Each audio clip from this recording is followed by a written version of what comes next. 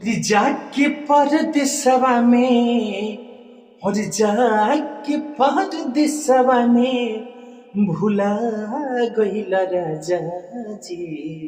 अखिया के झुलुआ झुला गइल राजा जी। अखिया के झुलुआ झुला गइल राजा जी। जाके परदेसवा में जाके परदेसवा में भुला गइल राजा जी। अखिया के झुलुआ झुला गइल राजा जी। अखिया के झुलुआ झुला गइल राजा जी।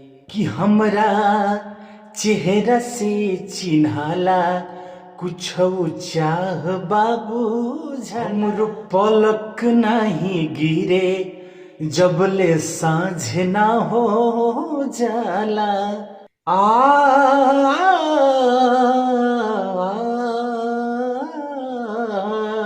हमरा चेहरा से चिन्हाला कुछ चाह बाबू झाला हमरो पलक नहीं गिरे जबले साँझ ना हो जाला। मतलब तू बिरहिन के और मतलब तू बिरहिन के बता गइल राजा जी। अखिया के झुलुआ झुला गइल राजा जी। अखिया के झुलुआ झुला गइल राजा जी। और जाके परदेसवा में जाके परदेसवा में भुला गइल राजा जी। अखिया के झुलुआ झुला गइल राजा जी। अखिया के झुलुआ झुला गइल राजा जी। हमरा के बिरहिन और मतलब तू बिरहिन के मतलब तू बिरहिन के बता गइल राजा जी।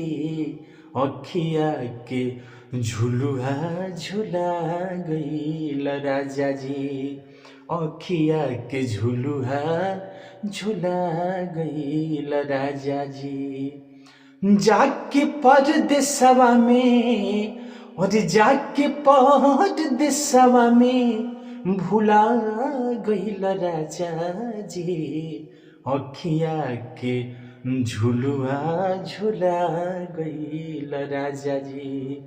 अखिया के झुलुआ झुला गइल राजा जी। तो जय हिंद साथियों, आप सभी कैसे हैं? मैं उम्मीद करता हूँ आप सभी स्वस्थ होंगे, मस्त होंगे, तंदुरुस्त होंगे। तो चलिए साथियों, आप जहाँ भी रहें हंसते रहें, मुस्कुराते रहें, खिलखिलाते रहें और दुनिया में अच्छे सोच के साथ आगे बढ़ते रहें। इसलिए साथियों की ये दुनिया में हम लोग आए हैं, 4 दिन का चांदनी है, फिर अंधेरी रात है। सबको एक दिन इस पृथ्वी लोक से जाना है।